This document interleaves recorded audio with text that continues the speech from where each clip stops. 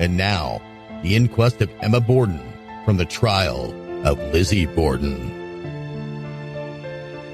Don't let anything take your attention from the burned dress. A woman who could thrive under imprisonment for so many months is hardened enough to have committed just such a crime. And it is to be hoped she will be punished, even if she is a woman, is a woman, is a woman, is a woman, is a woman, is a woman, is a woman. My name is Emma Borden. I am Lizzie's older sister. I raised Lizzie as though she were my own daughter.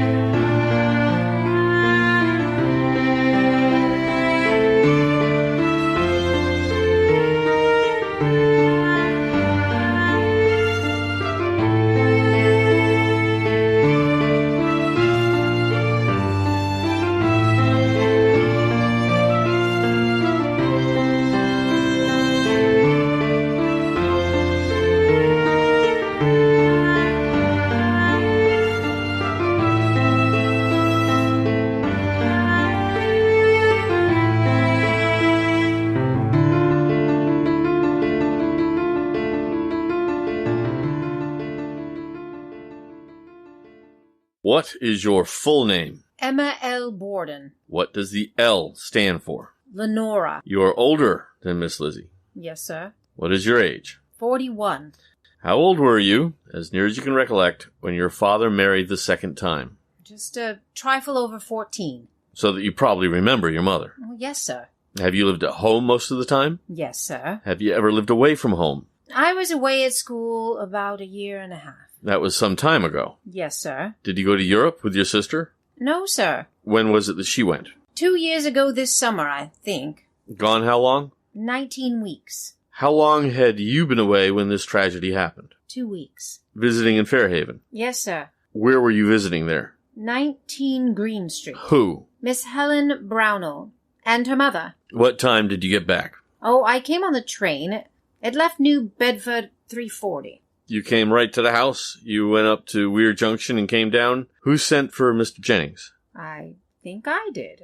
I know I did. In relation to administration? Not then. I have no business to ask you what you sent him for. Did you ever hear your father speak of a will? No, sir. Did you understand that he had a will? Well, I knew he had one. I didn't know whether it was destroyed or not. When was it you understood that he had one? Oh, I don't know. A long time ago. A number of years? Yes, sir. More than 10? Well, I don't know. It seems as if it was longer than that. How did you get the information that he had a will, then? My Uncle John Morse told me. Now, that's not the one that's at the house now. Yes. You did not hear that it had been destroyed? No, sir. That is, your Uncle John never told you that? No, sir. Did you know anything of the provisions of the will? No, sir. It was not before your father married the second time, was it? That my uncle told me? No, I don't think it was. Was it about that time? It didn't seem as if it was as long ago as that, but I'm not sure. You have never heard your father speak of a will? No, sir. Have you ever talked the matter of the will over with your sister Lizzie? We had wondered if there was one. Well, something like that. That was all. When, do you recollect, was the last time the subject was mentioned between you? I can't tell. I don't know. Were you away a good deal of the time, or mostly at home? Mostly at home. Who kept the house? Your stepmother? That is, who had charge of the management? Yes, sir. She filled the place of housekeeper? Yes. Did you have yourself any particular duty in connection with the house? Some things I always did. What were they? I always took charge of the parlor, my sister and I. We always took charge of the guest chamber and our own rooms. That is, you and your sister did that? Yes, sir. Not your separate duty, but yours and hers? I did most of it. Sometimes she assisted. Did your mother never have charge of the guest chamber? I did not know what she ever did. When I was home, I don't think she ever did. You don't know how it happened that she was having the work of the guest chamber on this morning that she died? No, sir. Any other duties that you and Lizzie did about the house? Regular duties, I mean. No, I don't think there was anything that we did steadily. Just as we felt. If we wanted to, we did. Did Lizzie stay at home most of the time? I don't know how to answer. Do you mean that she went away of town visiting? The question perhaps embraces that, and day absences too. Well, she was out a good deal days, but she was not away visiting very much. She did not go out to work? No, sir. You mean she was away at other places? Out visiting friends. And she had a good deal of mission work and things like that she did. Did she usually eat with the family? Just as it happened. If she was there, sometimes she did, and a good many times she did not get in. Did she usually have breakfast with the family? Oh, hardly ever. Did not get up soon enough? No, sir. Did you? Not always. But oftener than she did. Yes, sir. Who did the marketing? Father or Mrs. Borden, I don't know. Who usually? I don't know. One or the other. Do you know where the marketing was done? No. Didn't have any particular place? We always had groceries from Mr. Wade's and John M. Dean's. My sister used to order a great many things from John M. Dean's. Was that a meat market? No, sir. Where was the meat usually purchased? I don't know. Well, who usually purchased the meat? Father or Mrs. Borden. Do you know anything about those axes that were said to have been found downstairs? No, sir. Do you know whether there were 2 axes downstairs before about this time? No, sir. Do you mean by that you don't know whether there were or not, or that you know there were not any? I don't know whether there were or not. There might have been, for all you knew. Yes, sir. You had no occasion to use them, of course. No, sir. Probably did not have a great deal of business down cellar. No, sir. The water closet, I believe, was down cellar. Yes, sir. Besides that, you did not go down very much. Not very often. I had nothing to go for. A short-handled hatchet, it is said, was also found down there. Assume that it was. Do you know anything about that? No, sir. Do you know whether your father kept any such instrument or not? No, sir. That is, you would not know whether he did or not? I know the farmer used to come over and cut up wood. I suppose he had something to do with it, but I don't know. Whether any such instrument had previously kept there, you don't know? No, sir. I never saw one, but there must have been one. Assume there were 3 found. Yes, sir. I think I have seen a hatchet down there in the wood room. Well, I'm quite sure I have. You understand, of course, what I mean by a hatchet. A short-handled, wide-bladed instrument. Differs from an axe in being wider-bladed. I guess it is an axe. I mean, I don't know which I do mean. If I saw them, I might tell. An axe is longer handled and smaller bladed. The blade of an axe don't differ much from the shape of that. Not quite so long, about that shape. A hatch is shorter handled and is more such shape as that blotting paper, the handle going in there and wider at the bottom. I cannot tell which is was. I cannot tell you which it was. I don't remember. When do you think you saw whatever you did see there? I haven't any idea. Sometime before that or recently? I should say it might have been several months that I had not been in the wood room for anything. Your remembrance of it, so far as you have remembrance, is that it was a hatchet. I cannot tell which. You spoke of a hatchet. When you describe them, I don't know which it was the most like. You don't know of anything being done with an axe or a hatchet that would cause blood to come on it, do you? Not unless Father killed pigeons with them. I don't know whether he did or not. You did not see him kill the pigeons? No, sir. Further than that, you have no remembrance of anything that would cause blood? No. Do you know of anybody that was on unpleasant terms with your father? Only the rumors that I have heard since I came home. At that time, did you know of anybody, before you went away, who was on unpleasant terms with your father? I can't tell. I just know there was something there the farmer used, but I have no idea. I did not hear the answer, if you did make one, to the question I put, whether you knew of anybody that was on bad terms with your father. There was one man he did not speak to. Who was that? Mr. Harrington. A connection of his first wife? No, sir. His sister's husband. Did that extend to his sister as well as the husband? No, sir. She was on good terms with the family? Yes, sir. Came there to visit? Yes, sir. He did not come? No, sir. He did not come to the house? No, sir. But he did, but she did? Yes, sir. He had been to the door to call my sister or I. He was not particularly on bad terms with you or your sister? No, sir. HK 216. A handwritten letter to District Attorney Hosea Knowlton, known as HK 216. published by the Fall River Historical Society's The Knowlton Papers. Letter handwritten in ink, accompanied by newspaper clipping. Boston, June 11, 1893. District Attorney Knowlton. Dear Sir, I hope you will pardon me from troubling you even so much as to ask you kindly to read this letter. But I'm so anxious of your success that I am constrained to write and ask you to be sure and not lose sight for a moment of the burnt dress, for that one mentioned was evidently the great and damning evidence of the terrible crime. Did you ever in the cross-examinations ascertain when and where the paint was used, which made the spot as alleged? It was strange, wasn't it? So many stories were told about the visit to the barn.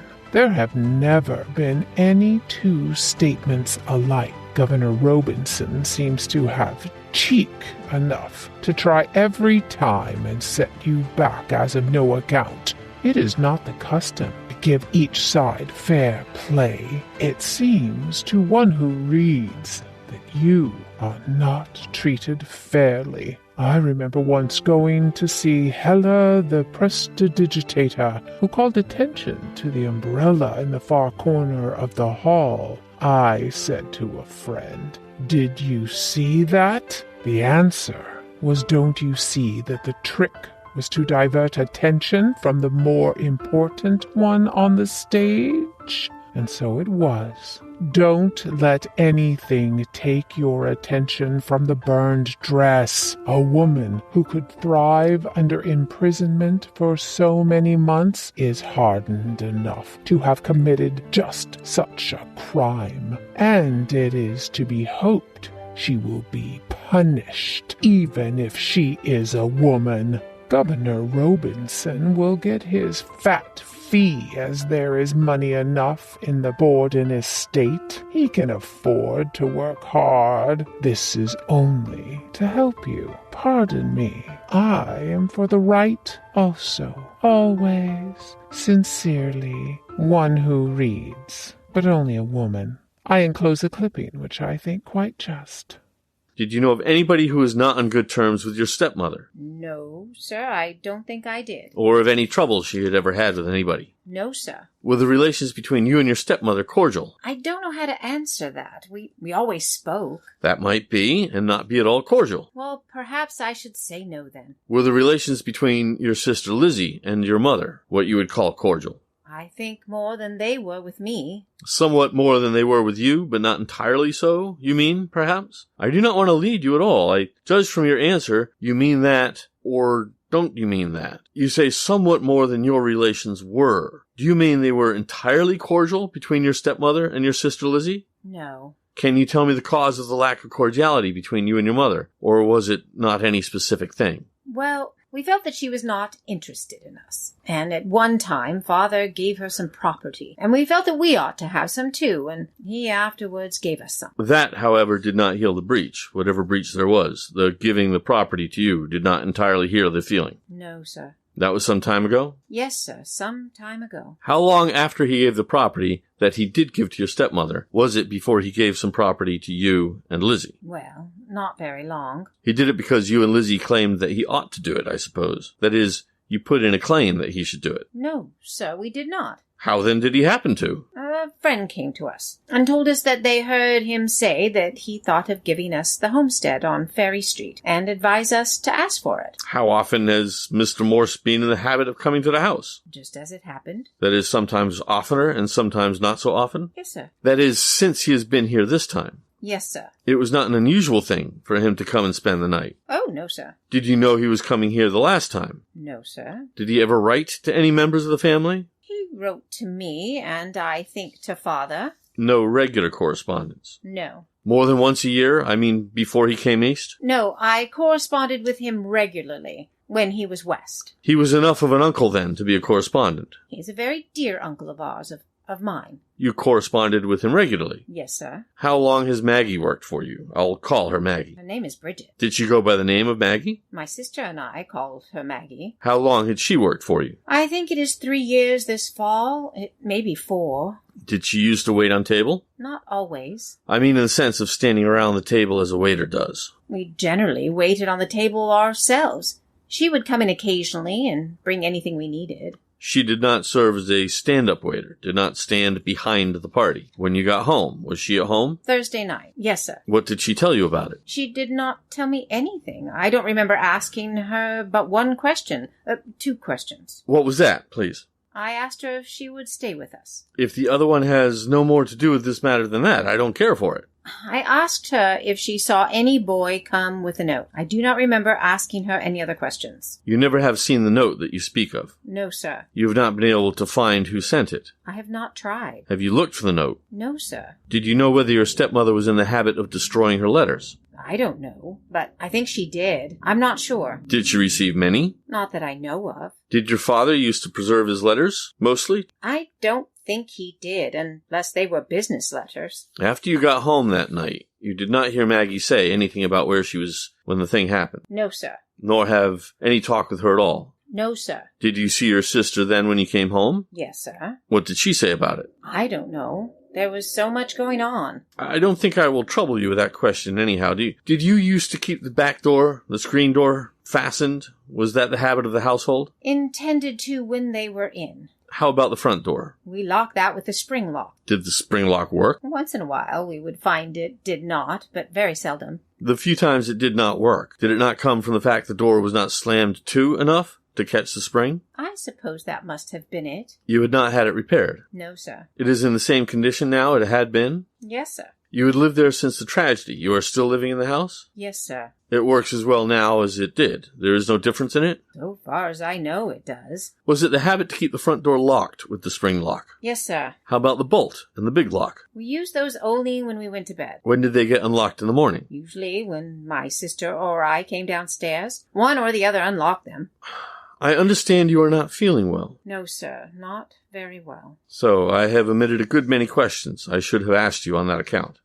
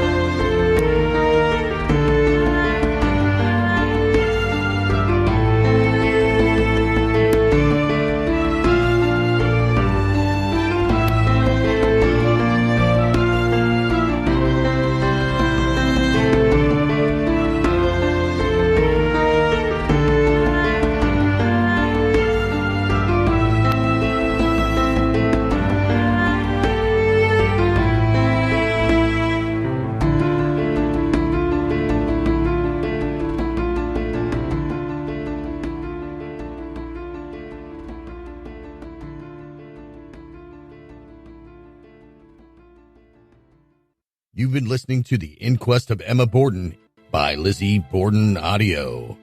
Hosea Knowlton played by Tim Dennis, and Emma Borden and the anonymous letter writer were played by Brenda McInnes. Trial transcripts provided with permission by Stephanie Corey and the website of LizzieAndrewBorden.com. Produced by Kate Lavender. That haunting music was called Last Dance and was composed by E. Bunny. Additional royalty-free music provided by American composer and musical genius Jack White. The reading of the anonymous letter, written by only a woman, but one who reads, to District Attorney Hosea Knowlton, is published by the Fall River Historical Society's The Knowlton Papers. consider supporting the show with a small monthly donation or one really big one. All proceeds cover the operating costs of keeping the show going without ads and never heard before trial testimony. Subscribers will receive bonus episodes, such as the autopsy of Mayor John Coughlin, called Not a Trace of Crimson, which is something he said when he observed there were no bloody footprints leaving the crime scenes. Yearly subscribers will get 2 months free. In addition, be the first to order the soft-spun cotton t-shirt in black that says Eat, Sleep, Lizzie Borden. You will receive these other special bonus episodes: the written report of Private Detective Nellie McHenry on Bridget Sullivan, and the grand jury interview of ex-BFF Alice Russell. And year 2 will be a deep dive on the preliminary testimony of Bridget Sullivan, with over 1,000 questions. And I'm Don Sharp, saying we'll see you in the next one.